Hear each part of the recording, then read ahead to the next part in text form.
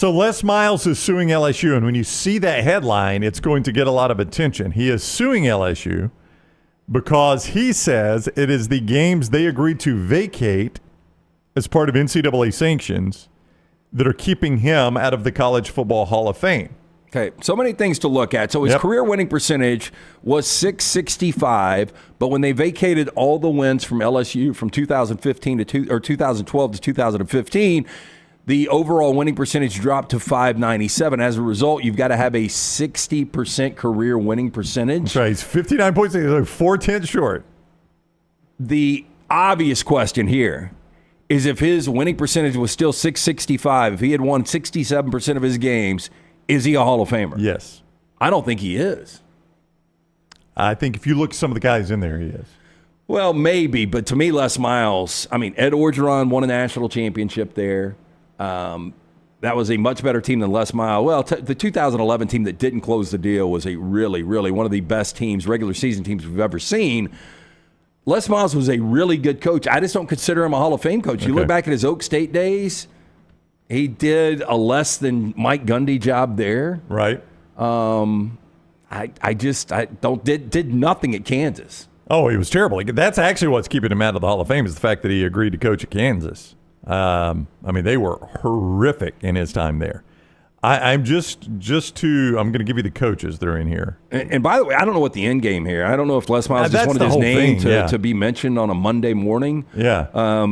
Because there's nothing that's going to be done here. They're not going to give the wins back. They've been vacated. Yeah. So financially, what do you get out of this? Normally if you're going to sue somebody, you're going to pay attorneys to do it. So you're going to need some sort of financial gain out of it. What are you going to get out of getting to the College Football Hall of Fame? Nothing. This would be a great day for the College Hall of Fame to go on and say Mike Leach is now eligible. Yeah, he's closer. I think Scott did the math, or Lunsford one. Leach is closer than Les Miles. I think Leach is 59.9% or 59.8. Miles 59.6. I'm just going to give you some of these coaches in here. You tell me if you put Les Miles in before them. Mark Richt. Rick was a better coach. Paul Johnson. Paul Johnson should not be in the College Football Hall of Fame. Gary Pinkel. Gary Pinkel was a better coach, but I don't think Pinkel had Missouri at number one. I know he was did. A much better coach with degree of difficulty much more than what Les Miles ever dealt with. But no, I don't think Gary Pinkel should be in. Dick Sheridan. You'd have to give me Dick Sheridan's numbers. Yeah, I think they don't think they'd be as good as Les Miles. And by the way, Les Miles has a national championship and played for another one. Dennis Erickson. That's not a slam dunk. No. Look. I think Dennis Erickson's pretty much got Les Miles' numbers. He won a national championship and played for another one. And the most impressive thing to me, Dennis Erickson, and I think they went on probation after this, getting Oregon State to a Fiesta Bowl. Yeah, no. Dennis Erickson's a good coach. I got no problem being in there. Frank Beamer, that's an obvious 100% one. in. Mac Brown. 100% in. In front of Les Miles. Yes. Danny Ford. No, I don't think Danny Ford. I know he's got a national championship at Clemson, but I would say no. Steve Spurrier's an obvious. Oh, yeah. Bill Snyder's an obvious. Oh, yes. Jim Tressel, he did a lot at Youngstown before that. Mike Bellotti. Bellotti would tell you behind the scenes that Oregon was his creation. Yeah. He did have them cooking in the right direction, and then he took over as AD, and he made the hires that put them in a spot to play for 2 national championships. Bill McCartney. Oh, man. Colorado won a national championship, and Colorado was a power for a while. I don't, and this isn't fair to Les Miles more than likely. He maintained for a good bit what Saban was able to create and build there. Yeah, they were really good. But to me, the LSU job is so much better than these other jobs we're talking about. Phil Fulmer? No, Phil Fulmer 100% should be in over Les Miles? Over Les Miles. R.C. Slocum? R.C. Slocum should be in over Les Miles. Oh, yeah. Man. I thought R.C. Slocum. R.C. Slocum? I think they were winning 9 or 10 games a year at A&M back before A&M was had these resources that they've got. All right, we're going to hit pause real quick because I've got to pull up R.C. Slocum's numbers here. R.C. Slocum was given a corner office at $1 million a year back when retired coaches were given nothing. Yeah. He had a good run right there in the mid-'90s, 10-2, 12-1, 10-2. 3 Cotton Bowl losses, but he won the Southwest Conference 3 straight years in the 90s there. And then they go to the Big 12, and he won it one more time. So he's got 4 conference championships. 123-47-2 as Texas A&M's head coach. A&M would probably, I don't know. I mean, his time in the Big 12, 6-6, 9-4, 11-3, 8-4, 7-5, 8-4, 6-6, kind of what Texas A&M's become. I mean, I wouldn't have said he's a Hall of Famer. I would have just said he was before Les Miles. Yeah, Lloyd Carr. I mean, Lloyd won one just like Les did. Fisher DeBerry. No. Barry Alvarez. Gene Stallings. No. Jim Donnan. No. Dick McPherson. All these guys are in. I mean, Lloyd Carr. I mean, Dick McPherson did put Syracuse on the map. I don't know. I mean, Syracuse was good back in the the 50s and 60s. I'm not arguing against these guys being in here. I'm just saying with all these guys in the college football, Pat Dye. Would you put Les Miles in before Pat Dye? I think Pat Dye's a better coach. Don Nehlen. Don Nehlen has really good years at West Virginia. He did. I don't know, man. My criteria for Hall of Fame is much more than a lot of these guys I are. don't disagree with you, but I'm saying when you look at that list, excellence. When you look at that list, Les Miles is easy in the Hall of Fame he's based on that list. Yeah, based on that list, yes. Les Miles is. He's won a national championship and played for another one. So it's, that alone pretty much puts you in there. But you're right. Okay, but Larry Coker won 2 national championships. I thought he just won the one. I guess he got ripped off against Ohio State. Yeah, he beat Nebraska and then lost to Ohio State. But to your point, outside of LSU, he was 28-21 at Oak State, 16-16 in a conference, and he was 3-18, 1-16 at Kansas. So he's basically would be getting in the Hall of Fame only on what he did at LSU. To me, elite coaches, like if Gary Pinkel would have gotten another job and then he would have won at a higher level than Missouri, I just think you've got to be able to win everywhere you go. Like Nick Saban, if Nick Saban would have taken over Kansas, Lance Leipold, you see it right now, what he's doing there. Oh, yeah. I mean, Nick Saban would have success there because he's an elite coach. Yeah.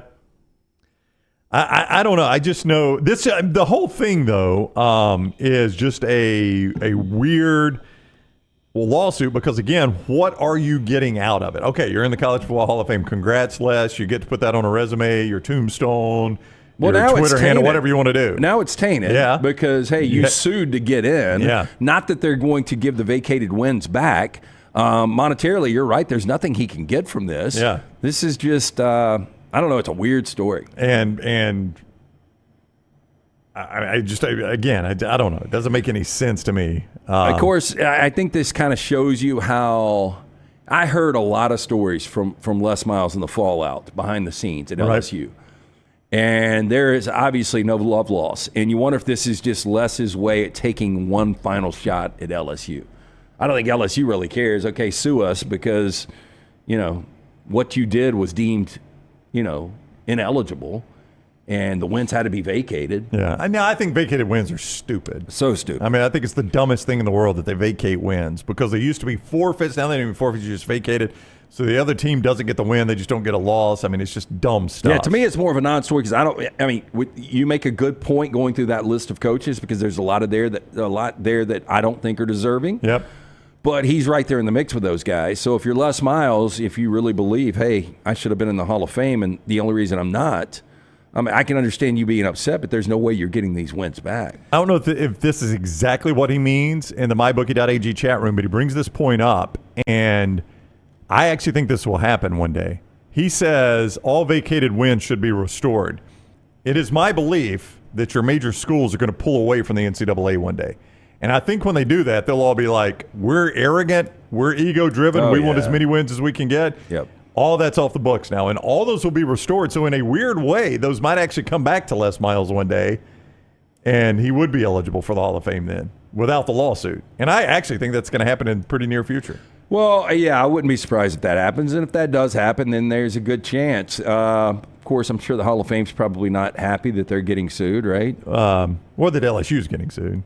Yeah, but they're not in the suit, are they? The Hall of Fame. Oh, I think there's more than LSU just in the suit. Let me just read here. I don't know why you would sue the College Football Hall of Fame. They've got their standards now. I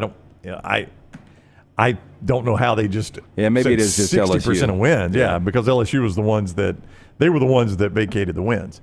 I think one day though, if you care anything about all-time wins and things like that, I think once they pull away from the NCAA, you'll get those wins back. Here we go. Miles' lawsuit also lists the NCAA and the National Football Foundation, which manages the Hall of Fame, as defendants. Why would you sue them? Why are they catching us stray? They're like, we just got our Hall of Fame. We got rules, man. I mean, He's calling on the court to declare him eligible for the College Football Hall of Fame and declare the vacated wins to be considered wins, so he's eligible for nomination. But you think his attorneys are like, Les, we'll do this. You might have some extra money to spend, but I am as big a college football fan as there is. You are too, right?